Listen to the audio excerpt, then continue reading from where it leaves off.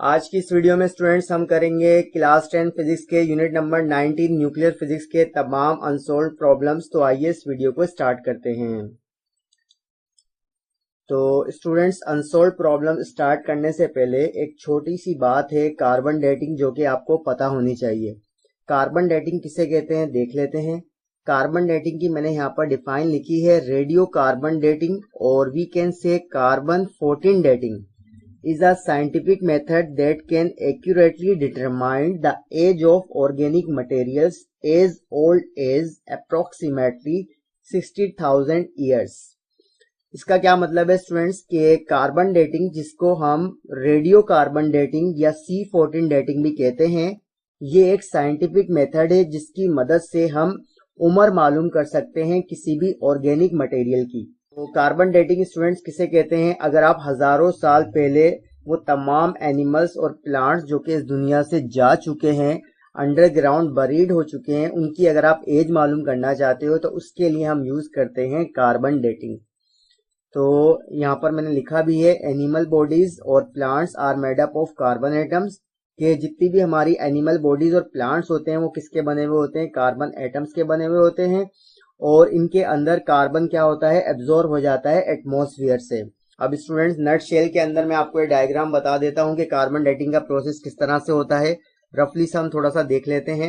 आपको पता है कि प्लांट्स फोटोसिंथेसिस की वजह से अपनी जो है वो खुराक को तैयार करते हैं। तो एनवायरनमेंट के अंदर हमारे पास C14 की क्वांटिटी मौजूद होती है।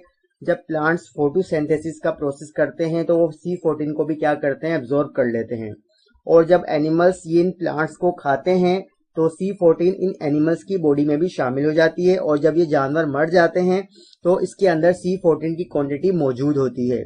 तो हम कार्बन डेटिंग की वजह से ये आप कह सकते हो कि C14 क्या है? एक आइसोटॉपिक फॉर्म है कार्बन की, या जिसको आप रेडियो एक्टिव फॉर्म कह सकते हो। तो C14 की मदद से जो भी हमारे एंशियंट प्लांट्स हैं और एनिमल्स हैं, हम उसकी एज मालूम कर सकते हैं। किस तरह से करेंगे हम? न्यूमेरिकली, मैथमेटिकली हम देखेंगे न्यूमेरिकल्स के थ्रू। तो आइए स्टार्ट करते हैं प्रॉब्लम नंबर 1। तो प्रॉब्लम नंबर 1 स्टूडेंट्स हमारे पास है, a living plant contains approximately the same isotopic abundance of C14 as does the atmospheric carbon dioxide. इसका मतलब स्टूडेंट्स क्या है कि एक हमारे पास लिविंग प्लांट है, जैसा कि आपको यहाँ पर डायग्राम में दिखाया गया है कि एक लिविंग प्लांट है और इसके अंदर जो C14 की क्वांटिटी मौजूद है वो कह रहा है कि इतनी ही है जितना कि एटमॉस्फेयर के अंदर कार्बन डाइऑक्साइड होती है। क्योंकि हमारे पास जो C14 बनता है वो बनता है कार्बन डाइऑक्साइड से, जो कि एनवायरनमेंट में मौजूद होती है। आगे कहा है, the observe rate of DK of C14 from a living plant is 15.3 disintegration per minute per gram of carbon. इसका मतलब स्टूडेंट्स ये है कि एक हमारे पास जो लिविंग प्लांट के सैंपल लिए गए तो उसके अंदर जो C14 हमें मिला उसकी क्वांटिटी हमें बताइए 15.3 disintegration per minute per gram of carbon. तो ये 15.3 हमारी क्या है? क्वांटिटी है, एक सैंपल है लिविंग प्लांट का जिसके अंदर C14 मौजूद है। आगे हमसे कहा है, how much disintegration per minute per gram of carbon will be measured from our 12,900 year old sample. हमसे कहा है कि कितनी ज्यादा अमाउंट मौजूद होगी अगर हमारे पास ये जो सैंपल है लिविंग प्लांट का, अगर ये कितने साल पुराना होता? 12,900 साल अगर ये पुराना होता तो हमारे पास सैंपल की अमाउंट कितनी होती, बच जाती, या रिमेनिंग अमाउंट आप कह लो कितनी होती, वो हमसे कहा है कि मालूम करो। और हाफ लाइफ हमें बताइए C14 की कितनी होती है? 5,730 ईयर्स। फिर से बता देता हूं स्टूडेंट्स, न्यूमेरिकल में क्या कहा गया है। इस न्यूमेरिकल में कहा गया है कि एक हमारे पास सैंपल है लिविंग प्लांट का जिसकी क्वांटिटी है 15.3, और ये एक तरह से आप कह लो कि ये यूनिट लगा हुआ है disintegration per minute per gram of carbon. हमसे कहा है कि अगर ये हमारा लिविंग प्लांट जिसकी क्वांटिटी हमें बताइए 15.3, अगर ये हमारा लिविंग प्लांट 12,900 साल पुराना होता तो इसकी क्वांटिटी कितनी होती, तो ये हमें मालूम करना है। तो इसका हम डेटा बना लेते हैं। तो स्टूडेंट्स, जो हमारे पास ओरिजिनल अमाउंट है लिविंग प्लांट की, आप कह लो जो मास ऑफ सैंपल है, उसको मैंने यहाँ पर एन नोट से रिप्रेजेंट कराया है, जैसा कि मैंने एग्जाम्पल न्यूमेरिकल्स में करवाया था। तो कितनी वैल्यू गिवन है? 15.3, और साथ में मैंने यूनिट लगा दिया as it is disintegration per minute per gram of carbon. और इसके अलावा स्टूडेंट जो हमारे पास टाइम इंटरवल हमसे कहा है कि अगर वो हमारा लिविंग प्लांट 12,900 साल पुराना होता, तो यहाँ पर मैंने टाइम इंटरवल को टी से रिप्रेजेंट करवाया है। कितनी वैल्यू है? 12,900 ईयर्स। और हाफ लाइफ हमें बताई है C14 की कितनी है? 5,730 ईयर्स। हमसे क्या कहा है? रिमेनिंग मास मालूम करना है हमें सैंपल का, कि अगर 12,900 साल गुजर जाएं उस लिविंग प्लांट को, यानी वो डेड हो जाए, तो उसकी क्वांटिटी कितनी होगी, वो हमें मालूम करनी है। तो स्टूडेंट्स अब इसका हम सॉल्यूशन देख लेते हैं। इस प्रॉब्लम को सॉल्व करने के लिए हम यूज करेंगे formula n is equal to 1 divide by 2 raise to the power n multiply by NO। क्योंकि हमें नंबर ऑफ हाफ लाइफ नहीं पता, तो सबसे पहले हम निकालेंगे नंबर ऑफ हाफ लाइफ, जिसको मैंने n से रिप्रेजेंट करवाया है। तो नंबर ऑफ हाफ लाइफ का फार्मूला होता है given time interval divide by half life. तो नंबर ऑफ हाफ लाइफ को मैंने यहाँ पर n से रिप्रेजेंट कराया है, गिवन टाइम इंटरवल को स्मॉल t से रिप्रेजेंट कराया है, और हाफ लाइफ को t हाफ से रिप्रेजेंट कराया है। वैल्यूज पुट कर देते हैं। तो t की वैल्यू मैंने पुट की 12,900 और हाफ लाइफ की वैल्यू मैंने पुट की 5,730। इन दोनों वैल्यूज को डिवाइड करेंगे तो हमारे पास नंबर ऑफ हाफ लाइफ आ जाएंगी 2.25। मजीद आगे सॉल्यूशन इसका देख लेते हैं। तो अब हम क्या करेंगे, अब हमारे पास जो n की वैल्यू आई है 2.25, वो हम पुट करेंगे यहाँ पर। तो मैंने n को मैंने सेम रखा, इक्वल की साइन लगाई, 1 डिवाइड बाय 2, और नंबर ऑफ हाफ लाइफ हमारे पास कितनी आई थी? 2.25। तो n की जगह मैंने वैल्यू पुट कर दी 2.25, और हमारे पास लिविंग प्लांट की क्वांटिटी कितनी बताई थी? 15.3। तो अब हम इसको सॉल्व कर लेते हैं। तो 1 को मैंने सेम रखा, 2 की अगर आप पावर कैलकुलेट करोगे 2.25, तो हमारे पास वैल्यू आएगी 4.75। अब हम क्या करेंगे, 15.3 को 1 से मल्टीप्लाई कराएंगे तो हमारे पास वैल्यू आ जाएगी 15.3, डिवाइड कराएंगे 4.75 से, तो इन दोनों वैल्यूज को डिवाइड कर देते हैं तो n की वैल्यू आ जाएगी 3.2। इसका मतलब स्टूडेंट्स क्या हुआ कि अगर वो हमारा सैंपल 12,900 साल पुराना होता तो हमारे पास क्वांटिटी कितनी होती? 3.2 disintegration per minute per gram of carbon. अब हम देख लेते हैं problem number 2। The smallest C14 activity that can be measured is about 0.20%. If C14 is used to date an object, the object must have died within how many years? तो हमसे कहा है students कि हमारे पास C14 मौजूद है और C14 को हमें यूज करना है एक ऑब्जेक्ट की एज को मालूम करने के लिए, या आप कह सकते हो टाइम ऑफ डेथ मालूम करने के लिए ऑब्जेक्ट का, कि ऑब्जेक्ट कितने साल पहले जो है वो मर चुका है, ये हमें मालूम करना है। और हमारे पास परसेंटेज बताइए C14 की कितनी? 0.20। तो डेटा बना लेते हैं स्टूडेंट्स। तो यहाँ पर स्टूडेंट्स जो परसेंटेज गिवन है C14 की, उसको मैंने यहाँ पर कैपिटल X से रिप्रेजेंट करवाया है। कितनी वैल्यू है? 0.20%। और हाफ लाइफ हमारे पास C14 की कितनी होती है? 5,730 ईयर्स। ये वैल्यू यहाँ पर गिवन तो नहीं है, लेकिन ये वैल्यू आपको याद होनी चाहिए, क्योंकि कार्बन डेटिंग के अंदर C14 को ही हम यूज करते हैं किसी भी ऑब्जेक्ट की एज मालूम करने के लिए। तो ये वैल्यू आपको बाय डिफॉल्ट याद होनी चाहिए, जो कि आपको डेटा में लिखनी है। टाइम ऑफ डेथ को मैंने यहाँ पर T से रिप्रेजेंट करवाया, जो कि हमें मालूम करना है। तो इस प्रॉब्लम का हम सॉल्यूशन देख लेते हैं। इस प्रॉब्लम को सॉल्व करने के लिए स्टूडेंट्स हम यूज करेंगे हाफ लाइफ का फार्मूला। क्या होता है? Number of half life is equal to given time interval divide by half life. तो नंबर ऑफ हाफ लाइफ को मैंने n से रिप्रेजेंट कराया है, टाइम को मैंने t से रिप्रेजेंट कराया है, और हाफ लाइफ को सेम रखा। हमें t निकालना है, तो हाफ लाइफ यहाँ पर डिवाइड कर रहा है, वहां जाके n से मल्टीप्लाई होगा लेफ्ट हैंड साइड पर। तो टाइम का फार्मूला बन जाएगा n multiply bye half life. अब स्टूडेंट्स क्योंकि हमारे पास हाफ लाइफ की वैल्यू तो मौजूद है C14 की, लेकिन n की वैल्यू नहीं है, तो n की वैल्यू निकालने के लिए स्टूडेंट्स हम क्या करेंगे, छोटा सा एक फार्मूला आपको ध्यान में रखना पड़ेगा कि जब भी आपको परसेंटेज गिवन हो तो आपको नंबर ऑफ हाफ लाइफ निकालने के लिए जो भी परसेंटेज गिवन हो उसको आपको बराबर रखना है 1 divide by 2 raise to the power n के। वैल्यूज पुट कर देते हैं। x की वैल्यू हमारे पास क्या है? 0.20% is equal to 1 divide by 2 raise to the power n को मैंने सेम रखा। एक बार फिर से मैंने ये स्टेप लिख दिया। अब स्टूडेंट्स आपको पता होगा कि परसेंटेज को जब आप फ्रैक्शन में कन्वर्ट करोगे तो आपके पास वैल्यू हो जाएगी 0.20, क्योंकि परसेंट का मतलब होता है 100। तो मैंने कर दिया divide by 100 is equal to 1 divide by 2 की पावर n। 0.20 को हम डिवाइड करेंगे 100 से, तो हमारे पास वैल्यू आ जाएगी 0.002। इक्वल की साइन लगाएंगे 1 डिवाइड बाय 2 की पावर n। अब स्टूडेंट्स क्योंकि हम इसको डायरेक्ट सोल्व नहीं कर सकते, n की वैल्यूज हम डायरेक्ट नहीं निकाल सकते, तो हम लॉग लेंगे दोनों तरफ। तो taking log on both sides, तो लॉग मैंने लिया लेफ्ट हैंड साइड पर भी और राइट हैंड साइड पर भी। तो log मैंने लिया लेफ्ट हैंड साइड पर किसका 0.002 का और राइट हैंड साइड पर मैंने लिया 1 डिवाइड बाय 2 की पावर n का। तो जब आप कैलकुलेटर से log निकालोगे 0.002 का तो आपके पास वैल्यू आएगी -2.698। और स्टूडेंट्स यहाँ पर log का फार्मूला लग रहा है आपने मैथ में पढ़ा होगा, log a divide by b बराबर होता है log a minus log b। तो a की वैल्यू यहाँ पर 1 है और b की वैल्यू क्या है 2 की पावर n। तो इसको मैंने ब्रेक करके लिखा फार्मूले को, तो हमारे पास वैल्यू आ गई log 1 माइनस log 2 की पावर n। अब स्टूडेंट मजीद सोल्व कर लेते हैं। -2.698 को मैंने सेम रखा, log 1 जब आप निकालोगे कैलकुलेटर से तो यू विल गेट 0। और यहाँ पर फिर से फार्मूला लग रहा है log का, log a की पावर b बराबर होता है b log a के। तो a हमारा यहाँ पर 2 है और b हमारा n है, तो n को हम पहले लिख देंगे और बाकी log 2 हम बाद में लिख देंगे। मजीद सोल्व कर लेते हैं। -2.698 को मैंने सेम रखा, 0 की कोई वैल्यू नहीं है तो बाकी हमारे पास वैल्यू क्या बची -n। और log 2 जब आप निकालोगे कैलकुलेटर से तो वैल्यू आएगी 0.301।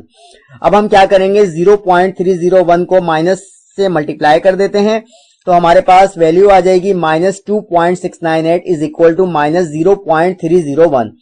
अब -0.301 यहाँ पर मल्टीप्लाई हो रहा है, नीचे जाकर डिवाइड होगा तो n हमारा बराबर हो जाएगा 2.698 डिवाइड बाय 0.301 और माइनस माइनस से कैंसिल हो गया। इन दोनों वैल्यूज को डिवाइड कर देते हैं तो n की वैल्यू हमारे पास आ गई 8.96। अब हम क्या करेंगे, इस n की वैल्यू को पुट कर देंगे टाइम वाले फार्मूले में। तो n की जगह मैंने वैल्यू पुट की 8.96 और हाफ लाइफ हमारे पास C14 की कितनी थी 5730।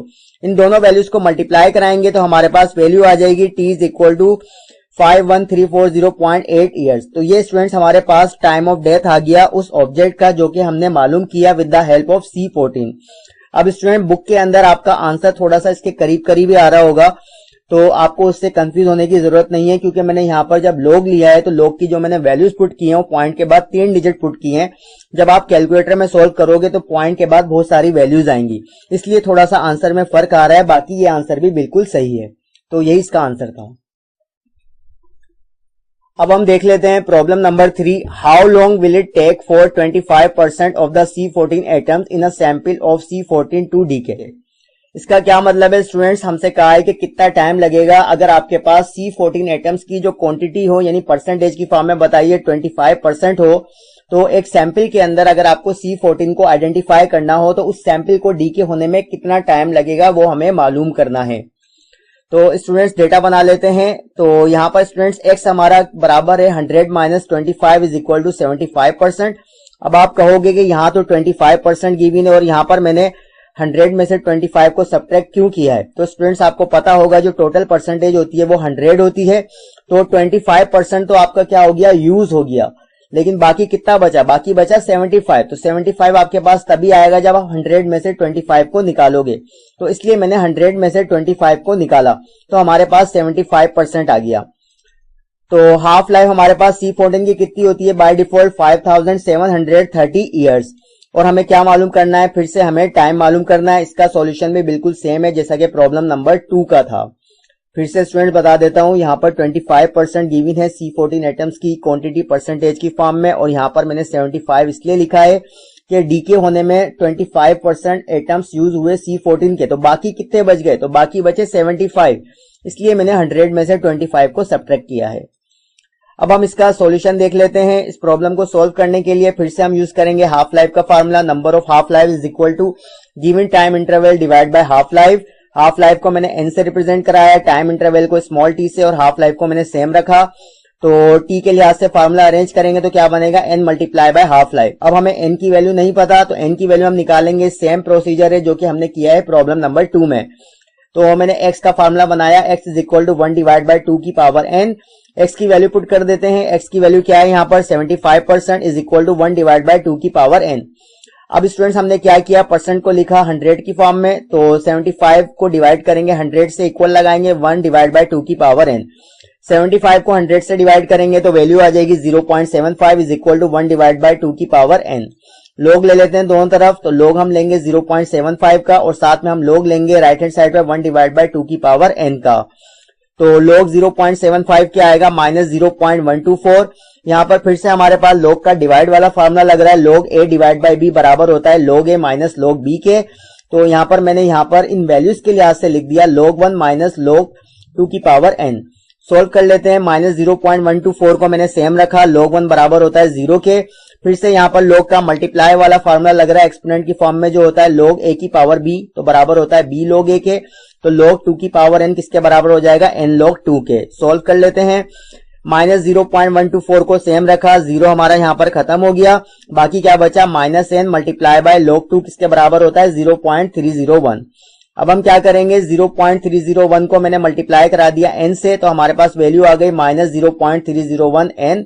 माइनस से माइनस कैंसिल हो गया, हमें n की वैल्यू निकालनी है। 0.301 यहाँ मल्टीप्लाई कर रहा है, नीचे जाके 0.124 से डिवाइड करेगा, तो n का फार्मूला बन जाएगा 0.124 डिवाइड बाय 0.301। इन दोनों वैल्यूज को हम डिवाइड करेंगे तो हमारे पास n की वैल्यू आ जाएगी 0.4119। अब हम क्या करेंगे, इस n की वैल्यू को पुट कर देंगे टाइम वाले फार्मूले में, जो कि हमने बनाया था हाफ लाइफ वाले फार्मूले की मदद से। तो वैल्यूज पुट कर देते हैं। n की जगह मैंने वैल्यू पुट की 0.4119 और हाफ लाइफ की जगह मैंने वैल्यू पुट की 5730। इन दोनों वैल्यूज को मल्टीप्लाई कराएंगे तो हमारे पास टाइम आ जाएगा 2360 ईयर्स। तो यही स्टूडेंट इसका आंसर है। अब स्टूडेंट्स हम देख लेते हैं problem number 4। The carbon 14 decay rate of sample obtained from a young tree is 0.296 disintegration per second per gram of sample. हमसे कहा है कि अगर हम कार्बन 14 के डीके रेट की बात करें जो कि हमें मिला है एक यंग ट्री से, जैसा कि आपको यहाँ पर डायग्राम में दिखाया गया है। अगर मैं कहूँ ये हमारे पास एक लिविंग प्लांट है, लिविंग ट्री है हमारे पास, यंग ट्री है, इसके कुछ आपके सैंपल लिए गए और कितने लिए गए, 0.296। सही है, 0.296 इसके सैंपल लिए गए हैं, यानी इसकी अमाउंट है जिसके अंदर C14 मौजूद है। आगे हमसे कहा है another wood sample prepared from an object recovered at an archaeological excavations gives a decay rate of 0.109 disintegration per second per gram of the sample. अब स्टूडेंट इस वाली लाइन का क्या मतलब है कि आसार कदीमा की खुदाई के दौरान हमें एक और सैंपल मिला है वुड का जिसकी क्वांटिटी है 0.109। तो क्या मतलब है स्टूडेंट्स का, एक हमारे पास लिविंग प्लांट का सैंपल मौजूद है 0.296 और दूसरा हमारे पास सैंपल है आसार कदीमा से जो खुदाई हुई है, उसमें जो वुड्स के पार्ट्स मिले हैं, वुड्स का जो ऑब्जेक्ट मिला है, उसके जो हमारे पास सैंपल कलेक्ट हुए हैं उसकी अमाउंट कितनी है 0.109। तो दो हमारे पास यहाँ पर एक तरह से ओरिजिनल अमाउंट गिवन है, एक लिविंग प्लांट की यानी लिविंग यंग ट्री की और दूसरी हमारे पास वुड की जो कि डेड है। आगे हमसे कहा है what is the age of the object. Object की एज मालूम करनी है कि ऑब्जेक्ट कितने साल पुराना है वो हमें बताना है। तो डेटा बना लेते हैं इसका। तो यहाँ पर स्टूडेंट्स मैंने यंग ट्री के मास को, उसका जो सैंपल गिवन है उसको मैंने रिप्रेजेंट कराया है N01 से। यहाँ मैंने लिखा mass of the young tree sample, किससे रिप्रेजेंट कराएंगे हम आगे, N01 से। कितनी वैल्यू है 0.296। आगे मैंने इसका यूनिट लिख दिया वर्डिंग की फॉर्म में जो कि न्यूमेरिकल में गिवन था, डिसइंटीग्रेशन पर सेकंड पर ग्राम। और मास ऑफ वुड सैंपल को मैंने N02 से रिप्रेजेंट कराया है जो कि सारे कदीमा से हमें मिला था सैंपल। कितनी वैल्यू थी उसकी 0.109। बाकी मैंने सेम लिख दिया unit, disintegration per second per ग्राम। हाफ लाइफ हमें पता है क्योंकि C14 को यूज करेंगे एज मालूम करने के लिए। तो हाफ लाइफ कितनी होती है C14 की, वो होती है 5730 ईयर्स। और टाइम हमें मालूम करना है कि एज कितनी है ऑब्जेक्ट की, जिसको मैंने यहाँ पर T से रिप्रेजेंट कराया है। सॉल्यूशन देख लेते हैं स्टूडेंट। इस प्रॉब्लम को सॉल्व करने के लिए हम फिर से यूज करेंगे हाफ लाइफ का फार्मूला। क्या होता है, given time interval divide by half life. Half life को n से रिप्रेजेंट कराया है, टाइम इंटरवल को स्मॉल t से और हाफ लाइफ को मैंने t हाफ से। t मालूम करना है, हाफ लाइफ यहाँ डिवाइड हो रहा है, वहां जाके मल्टीप्लाई होगा, तो t का फार्मूला बन जाएगा n multiply bye half life. तो अब हम सॉल्यूशन देख लेते हैं n के लिए। तो स्टूडेंट्स यहाँ पर क्योंकि परसेंटेज गिवन नहीं है लेकिन हमें अमाउंट पता है, एक लिविंग यंग प्लांट की और दूसरी डेड वुड प्लांट की। तो हम क्या करेंगे, x की जगह वैल्यू पुट करेंगे N02। ये आपको थोड़ा सा याद रखना पड़ेगा। N02 हमारा किसको रिप्रेजेंट कर रहा है, डेड प्लांट को शो कर रहा है, और N01 हमारा शो कर रहा है किसको, लिविंग प्लांट को। तो ये हमें रेशो लेना है, दो प्लांट का हमने यहाँ पर रेशो लिया है। इक्वल किसके है, 1 डिवाइड बाय 2 की पावर n। वैल्यूज पुट कर देते हैं। तो एक बार फिर से मैंने ये स्टेप लिख लिया। तो N02 की वैल्यू क्या थी 0.109 और N01 की वैल्यू क्या है 0.296। इन दोनों वैल्यूज को डिवाइड करेंगे तो हमारे पास आ जाएगा 0.368। अब क्योंकि हम फिर से दोनों तरफ लोग लेंगे क्योंकि n की वैल्यू डायरेक्ट मालूम नहीं कर सकते, तो लोग हमने लिया 0.368 का और फिर हमने लोग लिया 1 डिवाइड बाय 2 की पावर n का। तो log आया 0.368 का कितना माइनस 0.434 और यहाँ पर फिर से हमने log का डिवाइड वाला फार्मूला लगाया किसके बराबर है log 1 माइनस log 2 की पावर n। सोल्व कर लेते हैं। माइनस 0.434 को सेम रखा, log 1 0 के बराबर होता है, माइनस एज इट इज लगा दिया और यहाँ पर log का एक्सपोनेंट वाला फार्मूला लग रहा है, n को पहले लिखा बाकी बच गया log 2। मजीद सोल्व करते हैं। माइनस 0.434 को सेम रखा, 0 खत्म हो गया बाकी बचा माइनस n, तो माइनस को मैंने सेम रखा, n लिखा मैंने, log 2 की वैल्यू पुट की 0.301। अब हम दोनों वैल्यूज को मल्टीप्लाई कर देते हैं राइट हैंड साइड वाली, तो हमारे पास वैल्यू आ जाएगी minus 0.434 is equal to minus 0.301 n। Minus से माइनस कैंसिल हो गया, 0.301 यहाँ मल्टीप्लाई हो रहा है, नीचे जाके डिवाइड करेगा तो n बराबर हो जाएगा 0.434 डिवाइड बाय 0.301। अब हम इन दोनों वैल्यूज को डिवाइड कर देंगे तो n की वैल्यू आ जाएगी 1.441।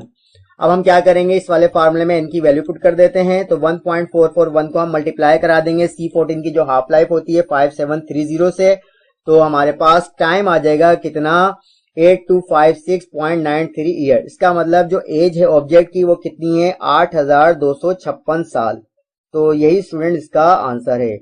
तो स्टूडेंट्स इस वीडियो के अंदर जितने भी हमारे न्यूमेरिकल्स थे यूनिट नंबर 20 न्यूक्लियर फिजिक्स के वो हमने कर लिए। आज की इस वीडियो में इतना ही, फिर मिलेंगे। अल्लाह हाफिज।